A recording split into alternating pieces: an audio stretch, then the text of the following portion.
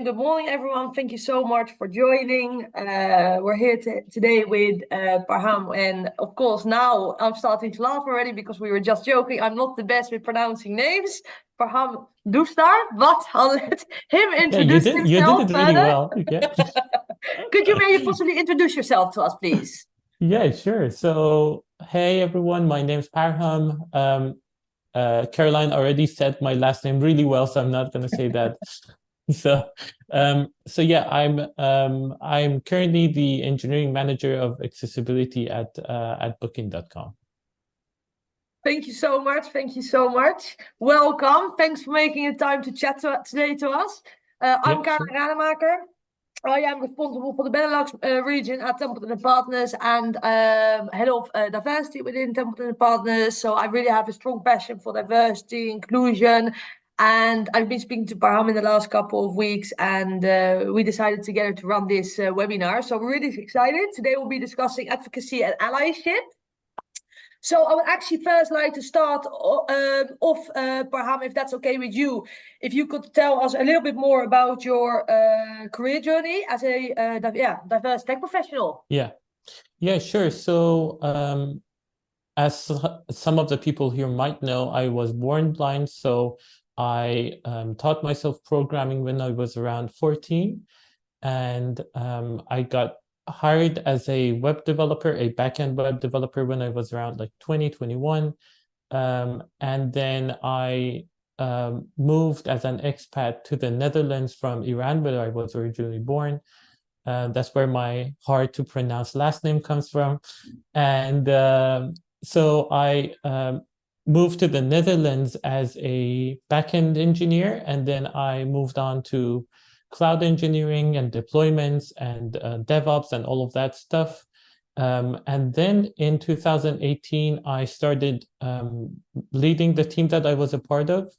Um, and I also became the co-chair of an employee resource group in Booking.com that was working for people with physiological and neurological diversity. So that on the neurological side, that would include like people with autism, ADHD, dyslexia, stuff like that. With the physiological, that would be blindness in my case, but also all sorts of visual impairments, all sorts of dexterity impairments, and stuff like that. So I've been at that for 5, 6 years now.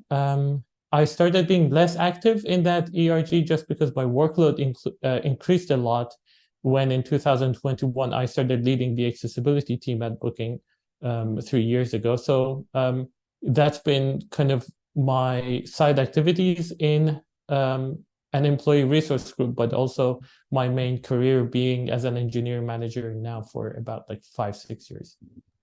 Amazing, amazing. Thanks so much. That's already a long CV and a long list List. done. Just to go a little bit more into the beginning part. What actually made you? Because you said you taught yourself to develop. What Yeah. made you actually do that? How did you fall in love with the developing side of IT? So I grew up with two sighted siblings. So both of my brothers who are older than me were sighted. And one thing that I always wished I could do was play games. And they could play their PlayStation and stuff like that. I could play a couple of games, but not really. So I had this really cool idea of wouldn't it be really nice if I could also play computer games? And then I got introduced to a concept that was really popular at the time called audio games, which is basically you have no video in a game and you only play using audio and what you hear from your left or your right, and then you have to use a keyboard instead of the mouse to make choices or I don't know, do whatever it is you're supposed to do in the game. And I started thinking it would be even more fun if I could create games that I wanted to play. And that was what got me into programming was I thought at the time we were missing a game about swimming, which was something that I always wanted to try. So I started kind of like asking my brothers about what games people can already play in the mainstream with PlayStation and so on at the time. and started kind of creating something very similar, but much simpler, because I was still a very new programmer on the computer, basically. And that was what kind of brought me to the idea of, oh, wow, I can actually create things that solves my problems. And that sense of freedom was what really brought me to programming and helped me to go a lot deeper and turn that into a career. Wow. Wow. Okay. Super exciting, but also super admiring. So thank you so much for Thanks. sharing that. Another question that I really want to ask you is, how does experience the world differently inform your approach to your work? Yeah, so I think a lot of my journey in the beginning was, what do I even experience differently? Because, we talk about uh, when you're missing a sense, you're experiencing the world differently. But what does differently mean? Different from what, or who exactly are we talking about? So a lot of my life was understanding what the difference is and what we're talking about, and how that actually shows up. And so that was a really long journey for me, because I had to learn things like, how do you ask for help? What do you ask for help about? What are the things that I can do really well, and what are the things that I cannot do? And the fact that I was born blind, where does that give me an advantage, and where does that give me a disadvantage? And I started documenting these kind of learnings on my blog. I think one of the posts that I made a few years ago that went really popular was about how I program, but also another one was the advantages that I feel like I gain as someone who learned programming without being able to look at the screen. And kind of processing that stuff made it a lot easier for me to later grow into a person that can kind of help other people who need allyship to ask for it, but also other allies to understand how to best help other people, because you can't really help people you cannot understand or you're not willing to understand. So that's been the one of the things that, next to my career, I've been trying to do, is build that bridge between people who have like different abilities based on the way that they were raised, or based on the way that they were born, or based on things that happened later to them in life. Wow, yeah, very good point. And just before we move on to another question, so on what you just said, for example, right? Yeah. If I've not experienced something, but I am very much wanting to support that person, how can someone take the best approach to ally, for example, for someone, or to support someone, when actually not have experienced that? Yes, yeah. That's actually something that holds a lot of people back.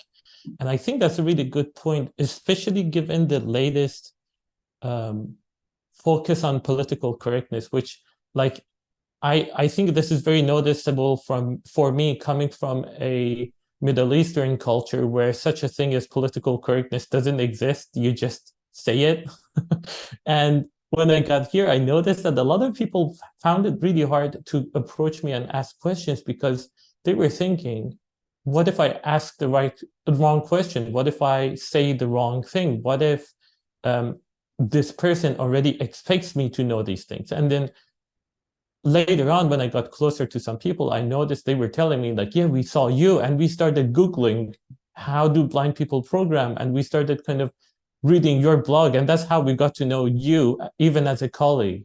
And I thought, that's very strange. Why didn't you just come and ask me? And I think that kind of like fear of, what if I say the wrong thing, and what if I ask the right question, the wrong question, and expecting yourself to do the right thing from moment one, that's actually the thing that's kind of preventing allyship from working really well, is that people are really afraid of saying the wrong thing. So my suggestion to someone who might be kind of like saying, oh, there's a colleague that I know, or there's a neighbor that I know, there's someone that I know that I really want to help, but I don't really know how. And what if I do the wrong thing or help them the wrong way?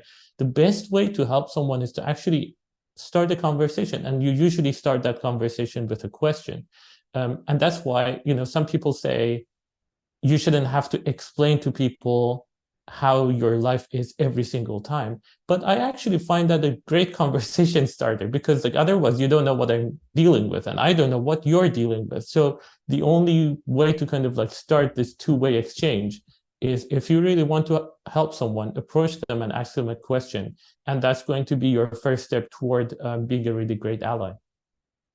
Wow. Okay. Thank you for that. I That's think actually what you did, Caroline, right? You just messaged me on LinkedIn and we hopped on the call, and you were really nice and you were really curious, and I really enjoyed that conversation. yeah, because correct. And I have to be honest, that's why also I think I just asked that question. I was also nervous to ask certain question, and I've really been thinking long and hard. What was I nervous about? And I Yeah, think it was the first one of the first words I used in this webinar when it came to the question I asked you about how does a experience work diverse tech differently? professional. Yes, Yeah, for yeah, example, yeah, how does, but I think it's not about um you, for example, being different or me being different, but we're all yeah, different from each other. yeah. But a lot of people might live in a certain way, and other people might live in In another some way. But other, it then becomes yeah, almost uncomfortable to ask something because you almost feel ignorant that you don't yeah, know. So yeah, therefore, yeah, you might not feel it polite. But I think you gave a very solid answer just now, like you also did with me on the phone. Please do yeah, ask. Speak yeah, up, have yeah, a yeah, conversation about it. At least you are very much open to that. So that's good yeah. for us to know. Yeah, Thank and I you. think like that's actually one of the, I would say, the not so good side effects of social media is now it's become a lot easier for us and kind of like less socially awkward to just look at our phone and find information ourselves, as opposed to kind of go ask someone, hey, I noticed that you have a farm. What does farming look like? Instead of that, I'll just go Google, how do people farm? Let me look at some YouTube videos. And I think that's one of the things that has kind of Yeah, made it harder to ask a question now, because we'd rather sit in silence and kind of like in our own little cave and pretend like we know the answers, because now it's really not so okay anymore to not know the answer and kind of like ask a question. correct. And that's one of the things that I've also had to deal with a lot, because I actually had a colleague once, and he had a dexterity impairment, which meant he was on a wheelchair. And I was always like, initially I was awkward. I was like, I wonder, how does he go up, because in Amsterdam, in the central station, you just Yeah, have a whole lot of escalators, and the elevators are always broken.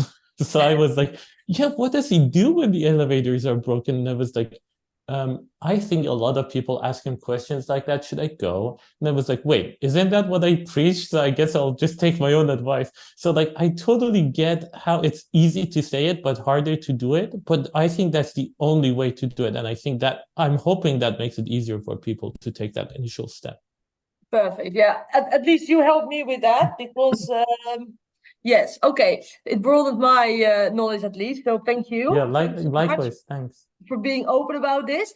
And coming back to, for example, allies, what do you personally think that people generally need from allies? So when we're talking about allyship.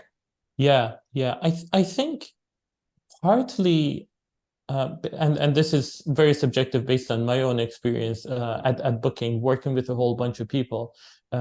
So I would say that maybe this doesn't necessarily apply to all organizations, but I think the first thing would be getting to know what you have access to. So, for example, we had someone um, had who was a really high functioning person with autism, and he could kind of deal with an open office, where you can see people coming and going all the time. But like it was very hard for him to do that for years, and he would go home really tired.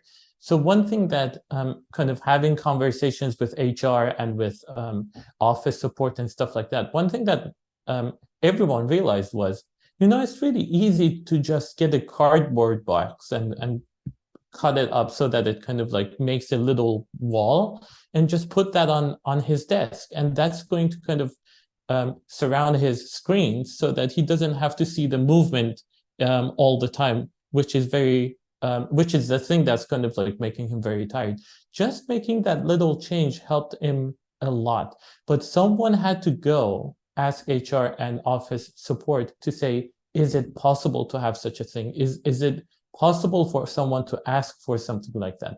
And I think that that's the most important one, is like sometimes, people say, feel free to ask for help, but you don't really know how to ask for help if you don't know what you want, if that makes any sense. And so one thing that I would say is, if you're in HR, if you're someone who is more of a human support kind of role, one thing that really helps is to provide information on what someone can ask for. Sit down and brainstorm with them, or ask them if they have any general problems. Often people don't ask because they don't know if they can ask.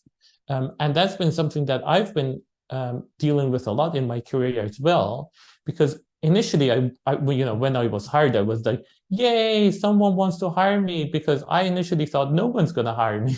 So like my initial reaction was like, yay, I have a job. It took me 2 or 3 years to start asking for, the thing that the software that you're using, that I have to use every single day to track my tasks, that doesn't really work well with my screen reader that helps me interact with the computer.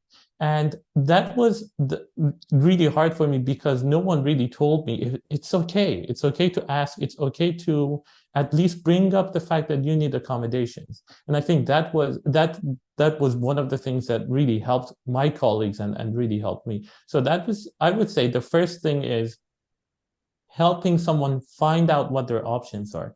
And then the second one is providing visibility to that person, or to those people. So for example, I was talking to an organization yesterday about their efforts around bringing accessibility to their software. One thing that I was telling them about is, you probably have a lot of people with neurodiversity in your organization, but you don't even know that they exist, because they're not really vocal. Like, people don't walk around the office and say, hey, nice to meet you, I have ADHD. That would be really weird to say. And so what you need to do is make it okay to talk about these topics. Make it okay for someone to say, you know what, when we're jumping from topic to topic, I really get confused, or I can't really focus. Or when the meetings get really long, I can't really focus. Can we make the meetings a little bit shorter and more on topic? Or like when you're writing with this font, because I'm dyslexic, or I have some sort of dyslexia, it makes it really hard to read. Can we change that font? And often you'll find that making these conversations a more regular occurrence actually helps everyone, because everyone suffers when a meeting is too long, and everyone suffers when a font is not really readable, and everyone suffers when you're jumping from topic to topic. So bringing these topics up and making it okay to talk about them, I would say that's one of the points, but that comes second. The first important one is, if you know someone that has some neurodiversity or physical diversity, go up to them, and your first question could be, is there any way that we can help you? Or like, what are the issues that you're dealing with right now? And that kind of like starts the conversation, but also gives you very specific advice on how you can help that person. Amazing. Thank you so much for that. I just want to go back to a couple of points you said. So, for example, you said it took you 3 years.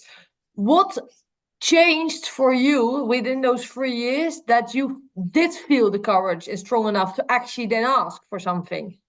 Yeah, well, for me, because I didn't really have much of a support, and kind of at the time, this is like 2012, 2013, you didn't really have much content around this, and kind of like there was no self-advocacy course that you could take, and all the stuff that you get to have today.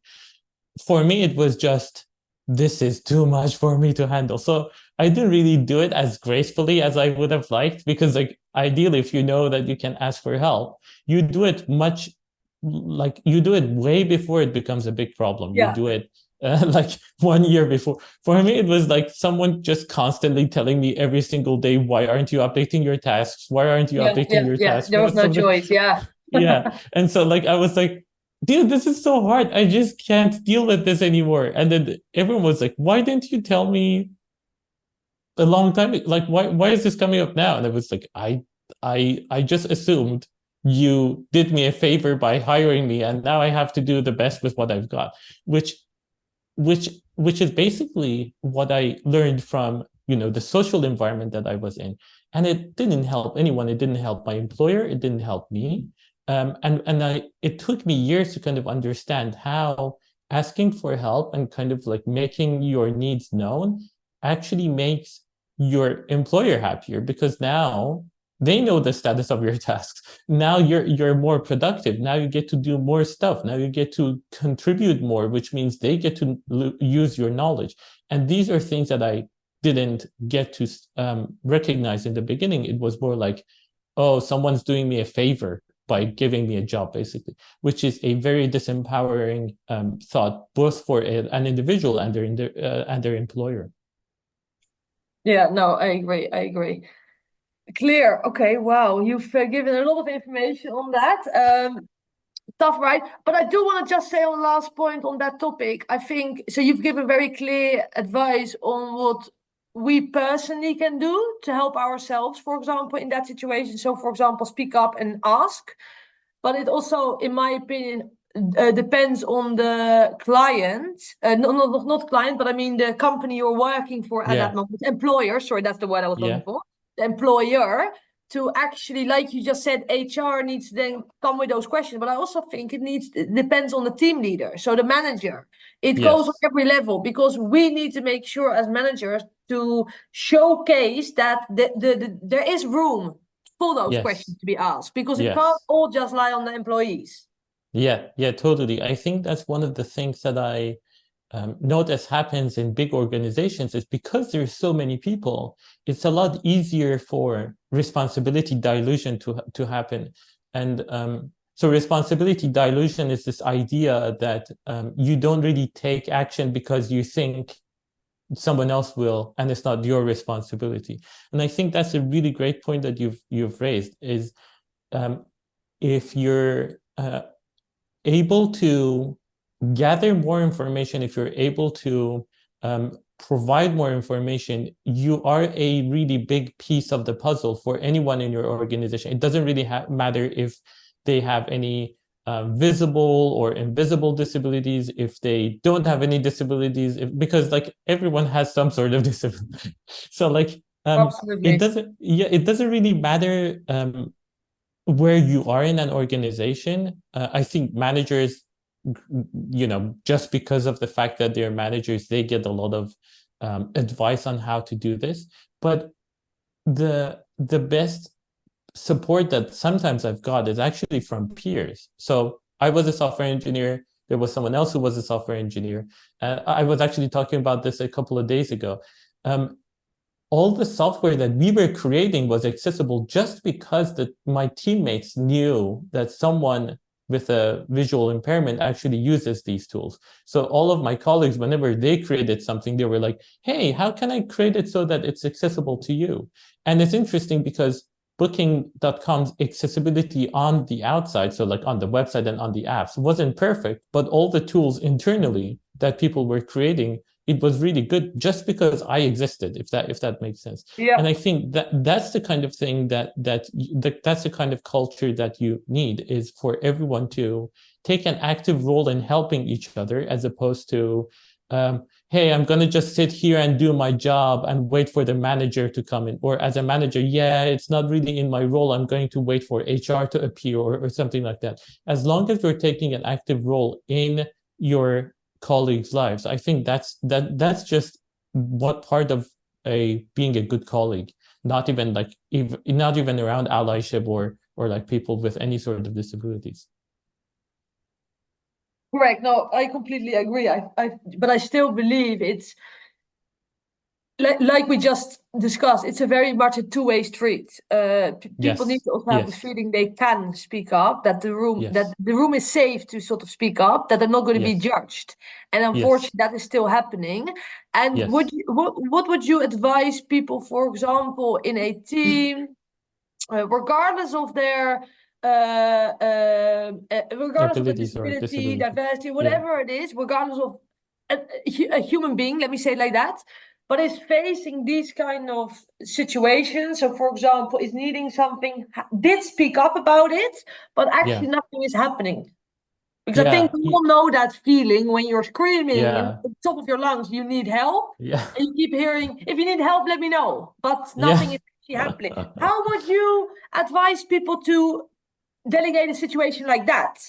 Yeah. I'm gonna be very brutally honest here, because I think that's actually something that was missing for me. I think, like, I kind of look at employment like a marriage. You're supposed to make it work and do your best to make it work, and it goes both ways, right? Your employer does their best to make it work, and you do your best for your employment to work. And if you're raising these topics and they don't get addressed, or if you're raising these topics and they actually lead toward more discrimination, which is what actually happened to me as a part of my career. I had a manager who was convinced that I shouldn't be a manager. And he even asked me for help to figure out how to get me out of my management role. So, like, when you get to that point, you might start thinking about contacting someone like Templeton, like, hey, I've done my best, and I think I've done all that I can that is in my power as an individual to do.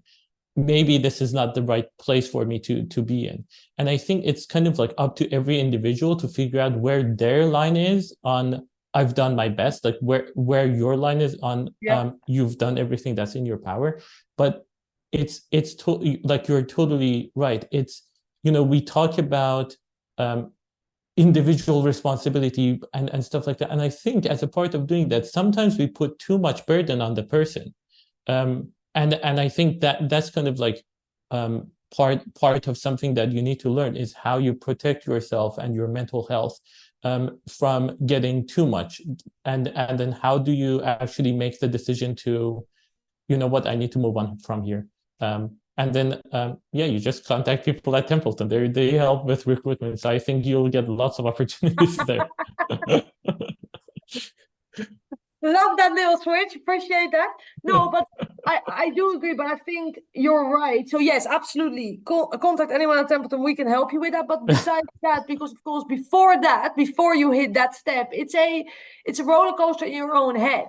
And if you're okay with that, perhaps I quickly would like to dive a little bit more into that quickly, because I know it's a day-to-day thing going on in the world with a lot of people, that they are in a work place that they're absolutely not happy due to a lot of the points that we just discussed. But they don't feel an out.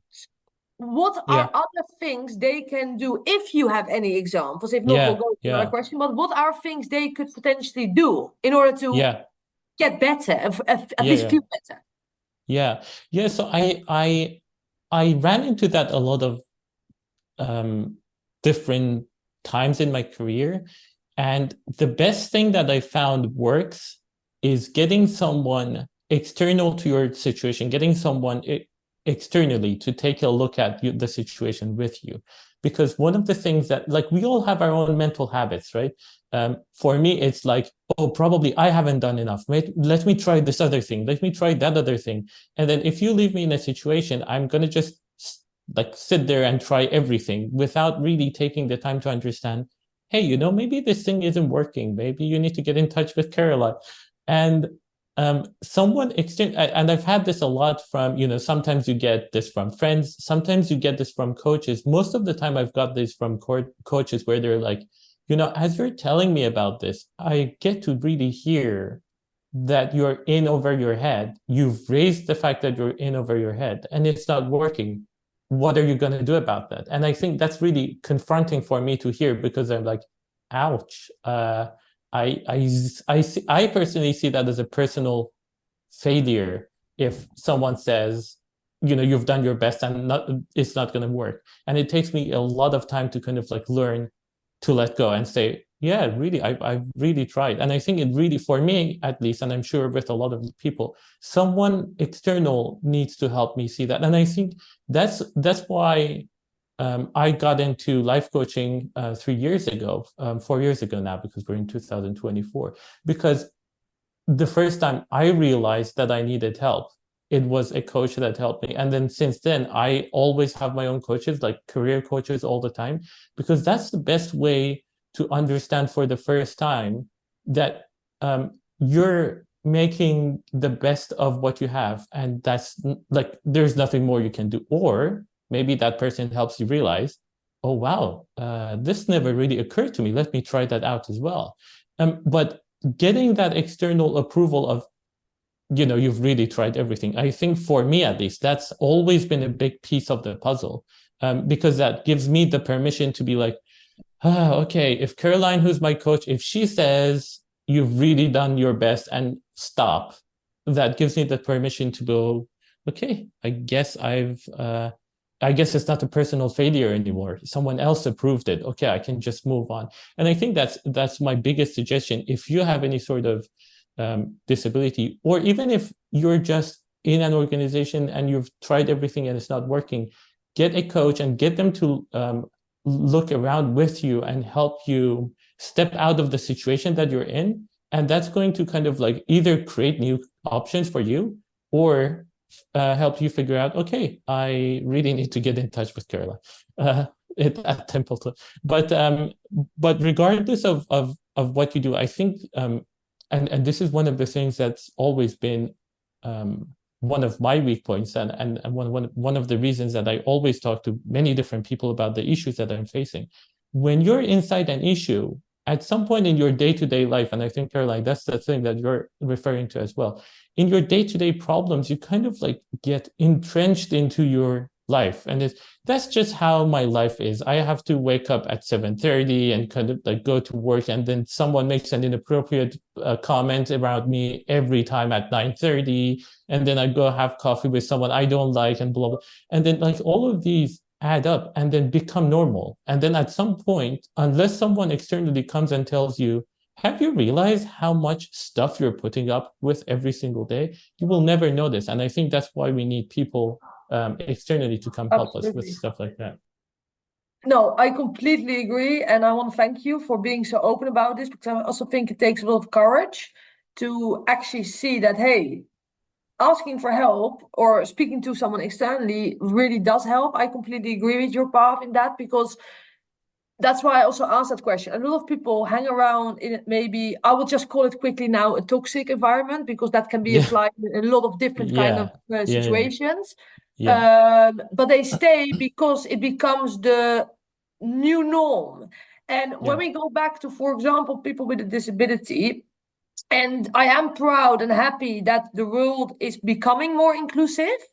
Yeah. But what would you say is still missing at this moment? And for people, for example, like me, who are not disabled, I do try to understand a lot and read a lot about it, but I might not know everything. So what is still currently missing? What should we know, and how can we improve?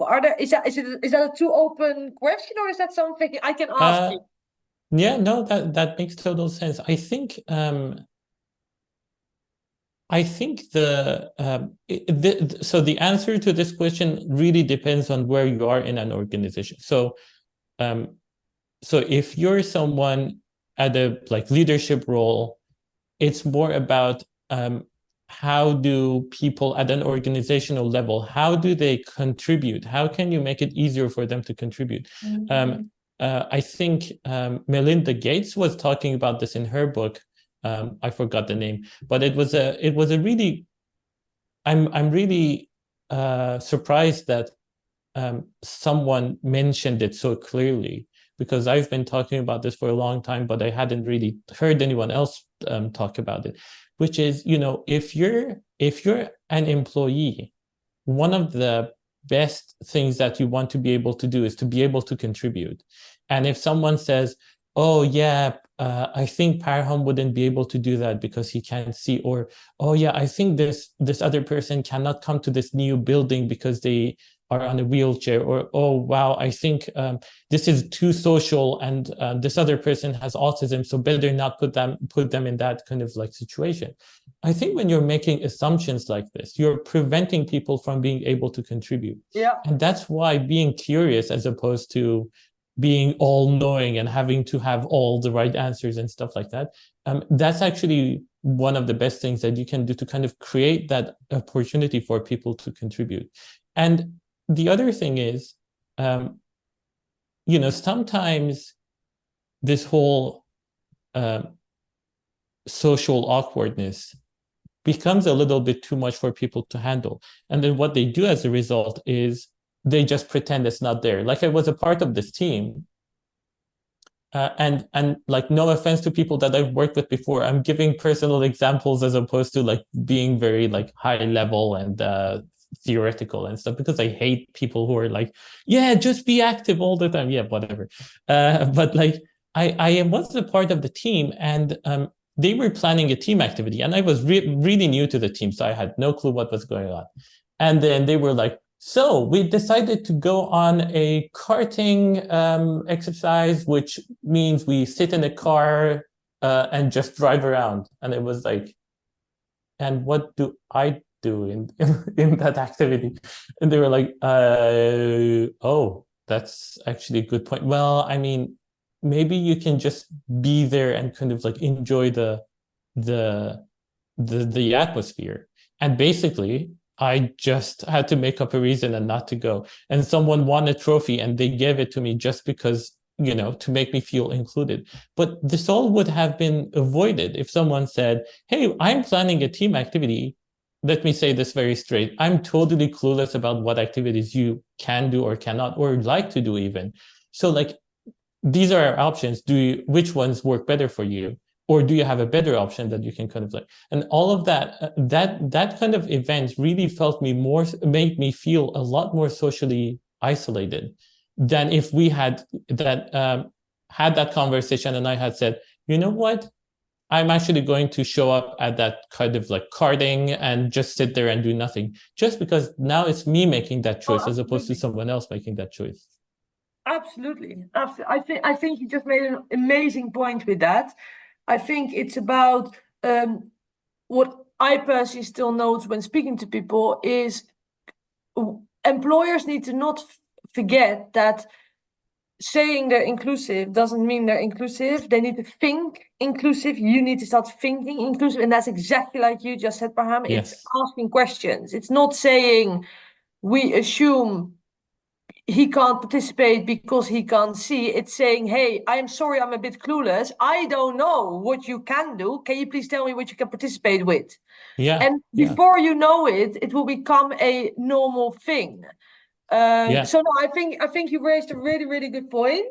We're on the 40-minute mark now, so we're going to go slowly but surely towards the end. So I almost want to switch it around to perhaps what is a subject or something we haven't discussed that you really still want to discuss? Yeah, so I think one of the things that a lot of people deal with that I also wanted to call attention to is this idea of how do I in my organization, maybe I do have a disability, maybe I don't. How do I raise awareness around that? And I think people who do follow me on, and people who do follow me on LinkedIn, they might have noticed that I was burnt out in April of last year. And like, even with my resources, Booking makes coaching available. I have been in coaching training, so I have a lot of friends that are coaches. Even with all of these resources available, I had to hit the wall once to figure out, oh, here is the wall, ow. Right? So like, my suggestion to people is, like, if you're getting involved as an ally, or if you're getting involved as someone who wants to raise awareness or advocate for yourself or other people, it's really important to have a really good support network. You don't always have to pay for a coach like me to help, but you always need to help yourself by having a social network that can kind of like call your attention to something that might be happening that you're talking about that you don't notice. And I think one of the mistakes that I made is not having that social network that could kind of like help me realize that there's a problem. Just because in the place that I was at, and I think like post-COVID, it's really hard to make close friends as colleagues as well. And sometimes, sometimes you need someone from outside to come give you help. Sometimes you need someone from inside to tell you, hey, things are not working. Are you okay? And so like working on that social circle of external people that you could ask for help, internal people that you could ask for help, and someone who's a professional who can really give you very specific advice based on other people that they work with. Be really mindful about having the three of them in your social circle. So just because I said it and moved on really quickly, let me say that again as we're wrapping up. So you need people who are internally around you. They're your support network inside the organization. And then you need people who are external and they don't really know much about your work. So these are your friends and family that you actually feel close with.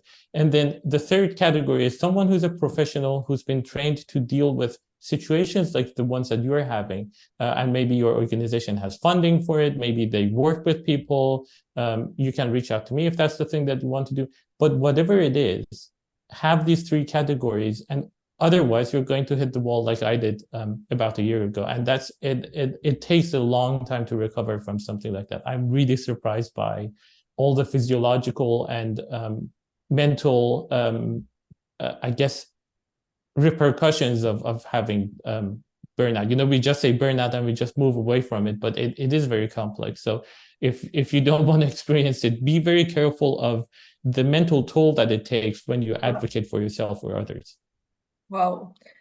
No, I completely agree. And thank you so much for being, again, so open about that, because you're giving a lot of personal examples, and I think that's absolutely great. And going back to the point, because I think the people who are listening in live now and the people who will be listening in to the recordings we might have a lot of questions after this. So where, for example, can we find your blog, and how can we reach out to you if we have got any questions for you? Could you give us these details, please? Yeah, sure. So my website is my full name. You can ask Caroline to pronounce it later.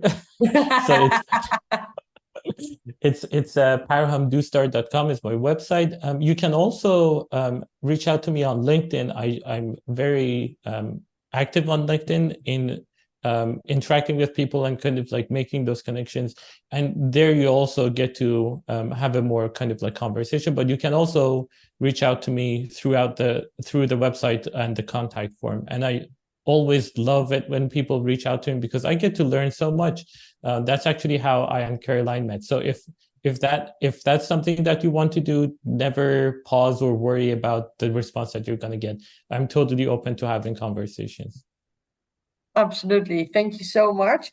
And Yeah, I sure. think we can round this off a little bit now. So I really want to thank Parham so much for your time. I think we've heard and learned a lot today. You've given brilliant examples. The only downside to these kind of subjects are that it's a ongoing subject there's never an end. We can keep on going. So I'm trying to steer it in the right direction in the sense to get to an end. But no, I really want to thank you so much. Everyone who's attended and who has any questions in reaching out, please feel free to reach out to either Parham or myself. We can always link each other up. Like Parham said, he's always willing to talk to you. And Parham, thank you so much for joining us today. Really appreciate your time and your efforts. And like I've said before, I keep learning from you every time I speak to you. So I really appreciate that. Yeah, likewise. I really always enjoy talking with you, and I think I'm really happy that you guys put this together because it feels more of a conversation as opposed to hey, just come give us a whole bunch of answers and disappear. And it's always great talking to you, Caroline. And thanks a lot for being here, even though you're sick. I don't think you get enough credit for being so energetic on camera, even though you're sick. So thanks a lot. You're pretty strong. I would have rescheduled this. 10 points to you. Never. I really was excited today. Thanks so much. And everyone who's watching, thank you so much for joining. And of course, for everyone who's going to be watching the recordings, thanks so much. And we'll be speaking to each other soon again. Thanks, everyone. Have a good day. Have fun. Bye.